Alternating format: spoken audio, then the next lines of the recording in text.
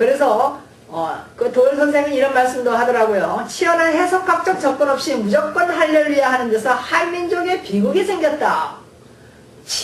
아무리 치열하면 뭐합니까? 성령의 도움이 없는데.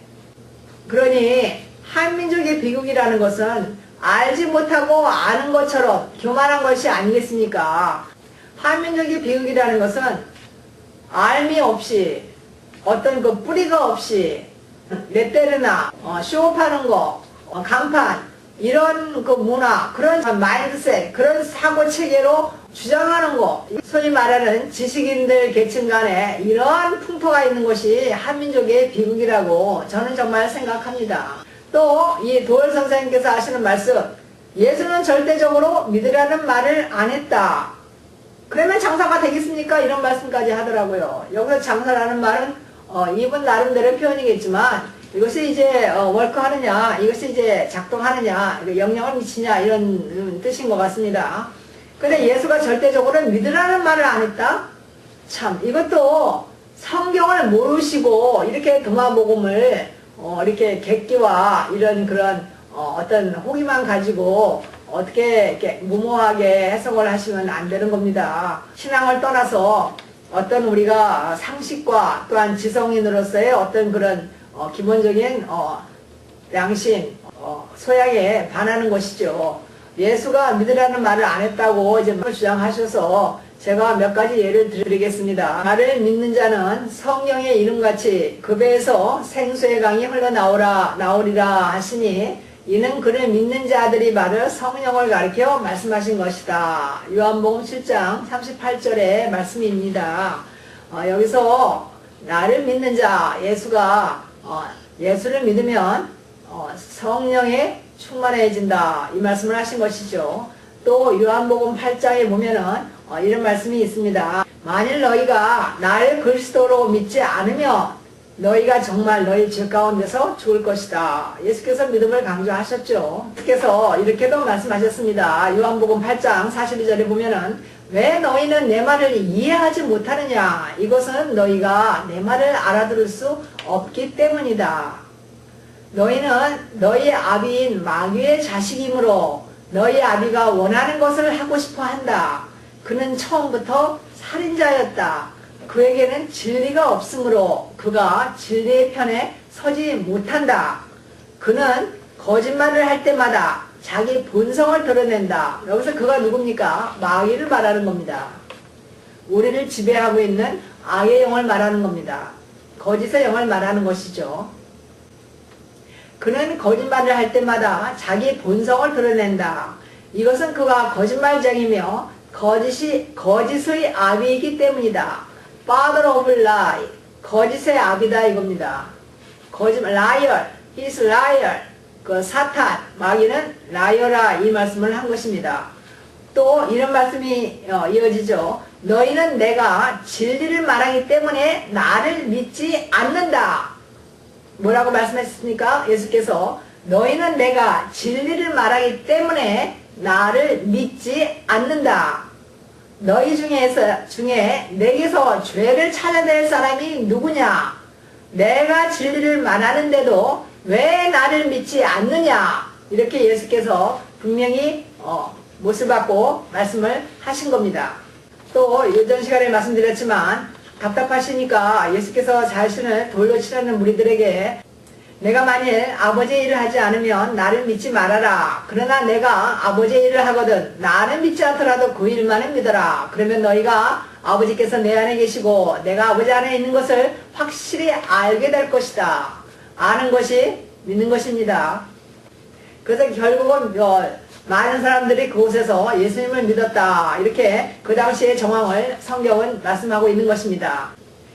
또 마가복음에 보면은 그 시나고그 리더가 있습니다. 그 야이로라고 그 유대 회당의 그 리더죠.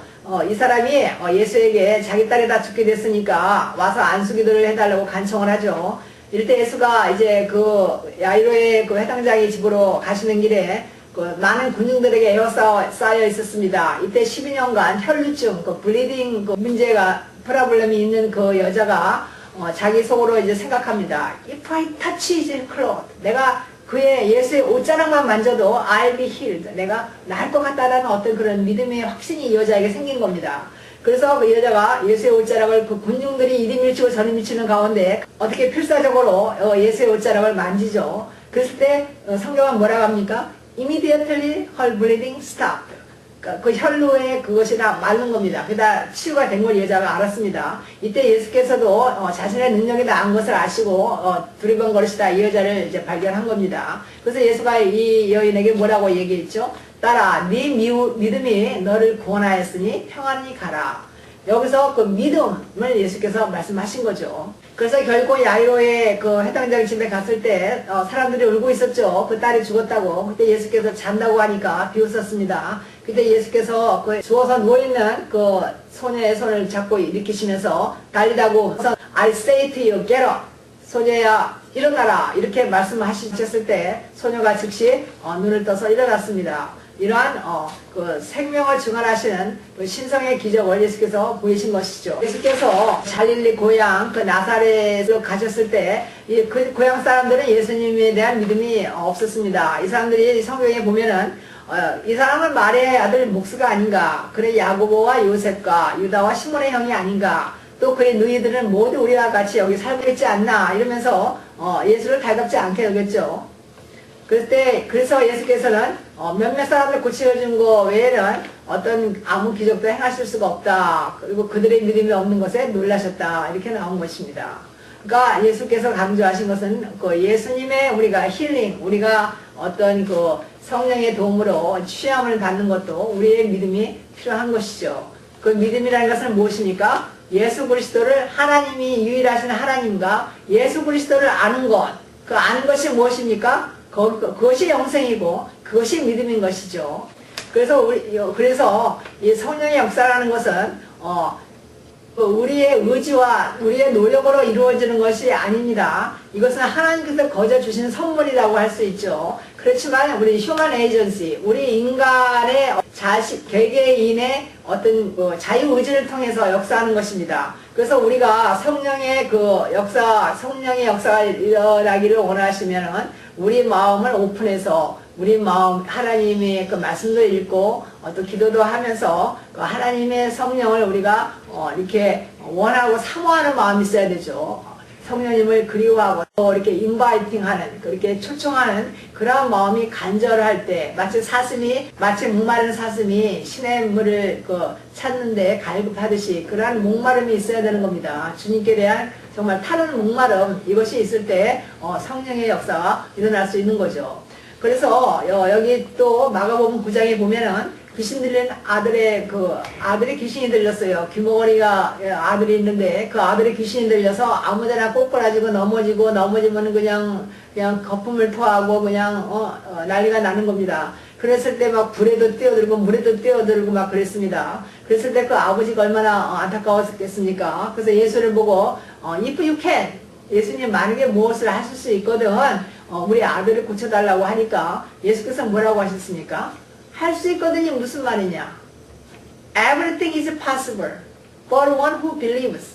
믿는 자에게는 모든 것이 가능하다. 능치 못할 일이 없다. 이렇게 말씀하신 겁니다. 그러니까 예수님께서는 완전한 믿음을 원하시는 거죠. 그리고 또 여리고성을 나갔을 때 그 맹인된 자가 있었습니다. 바디메오라는 성경이 있었는데 Have mercy on me. 나를 불쌍히 여기소서 하고 예수님께 간청하죠. 제자들이 나무라도 더 소리를 지르면서 Have mercy on me 하면서 더 데스퍼레이트하게 더 이렇게 아주 그냥 필사적으로 예수께 나를 불쌍히 여겨달라고 예수께 부르짖습니다. 그랬을 때 예수께서 그 소경인자가 뭘 원하는지 모르셨겠습니까? 너무나도 알고도 남으시죠. 충분히 아시고도 남았지만 이렇게 물어보십니다. What do you want me to do for you? 내가 너를 위하여 무엇을 하여 주기를 원하느냐? 그랬을 때 이 소경이 뭐라고 대답하죠? I wanna see. 저는 보기 원합니다. 그러니까 예수께서 뭐라고 하셨습니까? Go, your faith has healed you. 가라, 네 믿음이 너를 낫게 했다. 믿음으로 네가 구원을 받았다 이 뜻입니다. 그러니까 여기서 우리가 이 힐이라는 것은 어떤 육체적인 질병이 사라지는 것이지만 믿음으로 우리가 그건 하나의 어떤 그 표적이죠. 하나의 어떤 그 증거가 되는 것이고 근본적인 것은 우리의 영혼이 구원받는 것인 것이죠. 이것은 예수께서도 사역을 하시면서 눈이 강조하셨던 겁니다. 또 마가복음 16장 9절에 보면은 예수께서 이제 그 부활하시고 나서 첫날 그 새벽이었을 때 맨 처음 막달라 마리아가 나타났습니다. 그래서 막달라 마리아가 예수의 무덤에 가니까 무덤에 그 돌이 제껴져 있고 무덤 안을 들여다보니까 천사가 그 무덤에 그 안에 앉아 있었습니다. 그랬을 때 예수가 너희보다 먼저 갈릴리로 갔다 이렇게 말씀하죠. 이것을 듣고 마리아가 예수의 제자들에게 가서 이 소식을 전합니다. 그렇지만 그 제자들은 예수가 살아계시다는 것과 마리아가 예수를 목격했다는 말을 듣고서도 믿지 않았습니다. 믿지 않았죠. 또 예수께서 두 제자가 걸어가는데 같이 동행하셔서 예수님을 알리시게 되죠. 그래서 그 제자들도 가서 예수님을 본 것을 다른 제자들에게 전하는데 그 사람 듣는 사람들이 믿지 않았습니다. 그 뒤에 11제자가 음식을 먹을 때에 예수께서 그들에게 나타나셔서 그 제자들에게 믿음이 없고 마음이 무딘 것을 꾸짖으셨다 이렇게 말씀이 나옵니다. 그들이 예수 자기가 살아난 것을 본 사람들의 말을 믿지 않았기 때문이다. 그래서 예수께서는 그 위트니스, 예수님을 본 자, 그 당시에는 예수님의 부활을 본 자, 또 도마도 예수님의 부활을 본 자죠. My Lord, my God. 예수님이 손과 두 손과 옆구리에 못자국과 창자국을 다 보여주고 하긴 했죠. 이 본자들의 말을 믿지 않는다. 그것은 누굽니까? 꿈에 와서도 오늘날에 와서도 우리가 이렇게 동화복음이나 공강복음을 통해서 성경을 통해서 예수의 살아계심을 증거하는 그것을 믿지 아니하고 자꾸 리빙 지저스를 어떤 지상에서의 그 예수의 한시적인 육체를 입은 예수로만 국한시키고 이렇게 평화시키고 그리고 살아있는 예수, 영원히 살아계신 부활한 예수, 현재도 리빙한 살아계신 예수, 영원히 살아계신 예수를 자꾸 부인하는 그런 분들은 예수께서 어떻게 하십니까? 꾸짖음을 받게 되는 것이죠. 예수께서 그들에게 말씀하셨죠. 너희는 온 세상에 나가서 만민에게 복음을 전파하라. 믿고 세례를 받는 자들은 구원을 얻을 것이요 믿지 않는 자들은 정죄를 받을 것이다. condemnation 이런 말씀입니다. 모두는 이 세상에서 생명을 마감하고 나서 하나님의 심판대 앞에 우리 모두가 서게 됩니다. 그때 우리는 영원한 생명의 부활로 우리가 부활하기를 소망하는 것이죠. 심판의 부활이 아니라 영생의 부활, 생명의 부활이라 일컫습니다. 그래서 이렇게 초대교회에는 그 베드로가 상당히 합격한 사역을 했습니다. 얼마나 그 베드로가 성령의 능력이 충만해서 그렇게 사람들을 고치고 죽은 자를 살리고 감옥에 갇혀서도 천사가 밤중에 옥문을 열고 베드로를 감옥에서 나오게 하고 그런 놀라운 기사와 이적이 일어났던 거죠. 그래서 성경에는 베드로가 지나갈 때 악한 사람들이 베드로를 따라다니면서 베드로의 그림자라도 이게 덮이기를 바랬다 이렇게 표현이 나옵니다. 예수가 십자가에 달리시기 전에 공회에 끌려가고 이런 그 험한 분위기상에서 회원 예수를 부인하고 또 결국은 예수께서 십자가에 돌아가시고 나서 자신의 옛날에 했던 그 어부일이나 하려고 그러고 그렇게 자괴감에 있었던 그런 베드로와는 사뭇 다른 모습이죠. 예수께서 베드로를 찾아가셔서 예수의 님의 그 사랑을 확증하시고 그 마음을 어루만져 주셨습니다. 그리고 나서 내 영을 치라 이런 미션을 주셨죠. 그 아포스틀의 것은 보냄을 받는다는 뜻입니다. 사도라고 우리가 하는 거죠.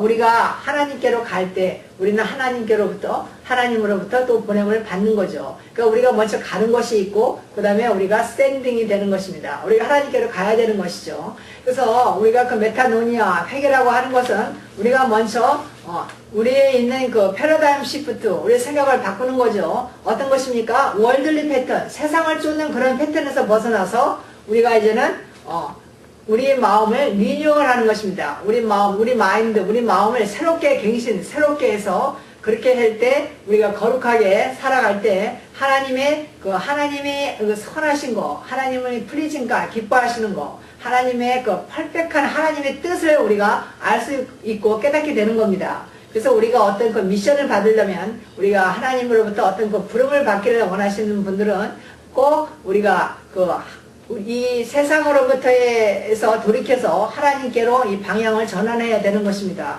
이것이 메타노니아고, 이것이 우리 생각에, 우리 영적인, 우리 혼적인 그런 패러다임 시프트가 일어나야 되는 것입니다. 그래서 이것을 우리가 리뉴잉 하는 것이죠.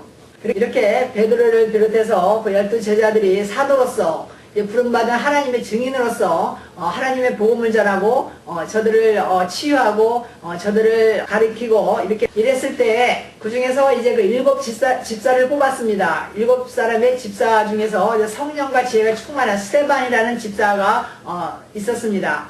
그런데 그 스데반도 놀라운 사역을 펼친 거죠. 성령의 능력을 받아서. 그러니까 12제자뿐만 아니라 주님의 12사도뿐만 아니라 이제는 그 일반 사람들, 우리와 같은 일반 사람도 주님의 복음을 전하고 받아들여서 주님을 믿으면은 그러한 능력 있는 주님의 제자들가 될 수 있는 겁니다. 그렇기 때문에 이 스데반이라는 자도 굉장히 성령이 충만하여서 베드로와 못지않는 그렇게 사람들을 고치고 살리고 그러한 놀라운 사역과 기사와 이적을 가는 곳마다 펼쳤던 겁니다. 그러니까 그 유대 사람들이 이제 스데반에게 이제 그 토론을 이제 하게 되었습니다. 유대인들이 자기들의 유대교를 정통적으로 믿으니까. 그러니까 이 스데반이 얼마나 지혜와 성령이 충만한지 그 토론도 스데반은 당할 수가 없었습니다. 그때 그 유대인들이 어디서나 그런 못된 사람들이 있죠. 자신의 어떤 기득권을 소화하려고 그러고 어떻든 뭔가 이렇게 어떤 새로운 가르침이 옳지만은 그것을 자신의 어떤 스트롱홀드한 마음 때문에, 강박한 마음 때문에 고집과 이상한 잘못된 자존심 때문에 그것을 수긍하기 싫어서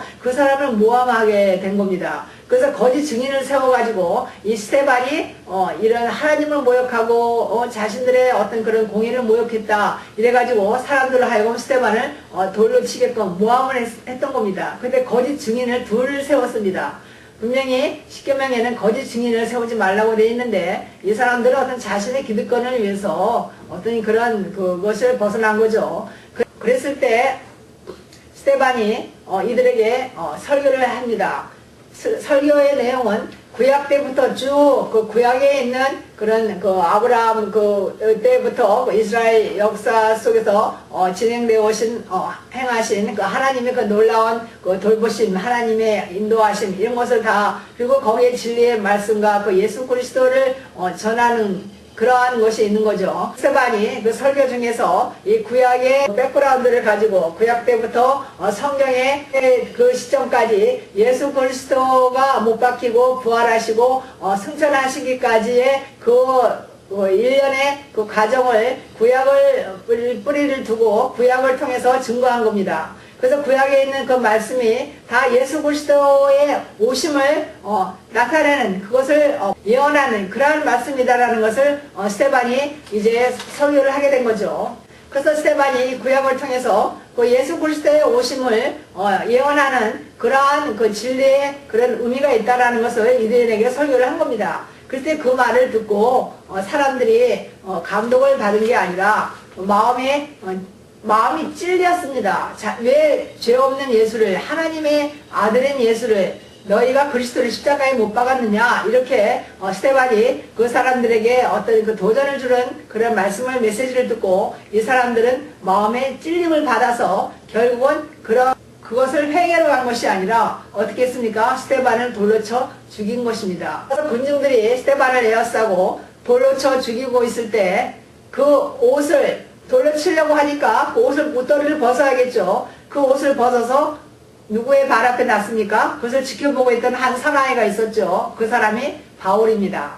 바울이 그 옷을 지키고 있었습니다. 스데반에게 돌을 치는 그런 그 멀더러, 살인하는 사람들의 그 옷을 지키고, 그러니까 바울은 어떤 생각이었습니까? 유대인 중에 유대교를 정통으로 지키는 사람으로서 그 사람들과 군중들과 같은 생각인 거죠. 스데반이 잘못되어 있다. 그런 예수를 증거하는 것이 이 바울에게는 잘못된 거짓으로 들린 거죠.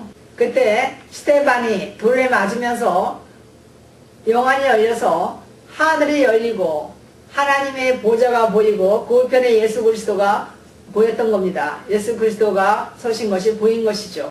이 말씀이 사도행전 7장 56절에 나와 있습니다. 그들이 이 말을 듣고 마음에 찔려 그를 향하여 이를 갈거늘 스데반이 성령 충만하여 하늘을 우러러 주목하여 하나님의 영광과 예수께서 하나님 우편에 서신 것을 보고 말하되 보라 하늘이 열리고 인자가 하나님 우편에 서신 것을 보노라 한데 그들이 큰 소리를 지르며 귀를 막고 일제히 그에게 달려들어 성 밖으로 내치고 돌로 칠세 증인들이 옷을 벗어 사울이라 하는 청년의 발 앞에 두니라. 그들이 돌로 스테반을 치니 스테반이 부르짖어 이르되 주 예수여 내 영혼을 받으시옵소서 하고 무릎을 꿇고 크게 불러 이르되 주여 이 죄를 그들에게 돌리지 마옵소서 이 말을 하고 자니라. 이렇게 스테반은 운명을 하였던 겁니다. 이런 바울이 결국은 이제 다마스커스로 가면서 다마스커스 공회에다가도 거기 있는 유대인들을 이렇게 죽여야겠다 생각이 들어서 살기가 등등해서 다마스커스로 바울이 가는 동안에 벼랑간 사울아 사울아 부르는 소리가 들린 겁니다. 벼랑간 하늘에서 놀라운 빛이 평행할 수 없는 빛이 떨어진 거죠. 그래서 사울이 땅에 엎드려 두려움에 그래 사울아 사울아 나는 네가 핍박하는 예수다. 이랬을 때 사울이 눈이 멀게 되죠. 그러면서 예수님의 그 임재, 예수님의 음성, 부활하신 예수님의 그 현현 그것을 사울이 겪게 된 거죠. 그러니까 예수님과 인카운터링 그런 이벤트, 그런 사건이 대사건이 일어난 거죠. 그러므로 인해서 바울이 그때부터 이제 그 초대교회에서 이제 전도를 하게 되고 또 초대교회에서 사람들이 그 초대교회에서도 바울을 이제 반대하는 사람들이 있었죠. 12사도가 아니었기 때문에. 그래서 그것을 이제 바나바 협자가 나타나서 그 바울의 이제 신앙을 이제 홍보하죠. 이 바울을 이제 이렇게 바울을 알리고 이해를 시키는 그런 과정이 있습니다. 그래서 결국은 바울이 신앙적인 체계를 세운 거죠. 그래서 이 바울이 그 신학의 어떤 그 체계를 세운 것은 어떤 새로운 뚝 떨어진 그런 것이 아니라 워낙 그 구약에 있던 그런 그 일련의 연속적인 그런 걸 가지고 신학적으로 체계화한 것이라 보는 것입니다. 그렇기 때문에 초대교회를 만든 것이 바울이다. 이런 엉뚱한 오해를 하시면 안 되는 것이죠. 그래서 오늘 말씀에 누구든지 이 가르침의 해석을 발견하는 자는 죽음을 맛보지 않을 것이다. 그래서 이 말씀을 이 해석을 깨닫는 자, 이해하는 자, 아는 자, 믿는 자 그것이 영생이요. 영생은 곧 유일하신 하나님과 예수 그리스도를 아는 것이다. 믿는 것이다. 이것을 잊지 마시길 바랍니다. 다음에 또 도마복음에 대해서 말씀을 이어나가기로 하겠습니다. 들어주셔서 감사합니다.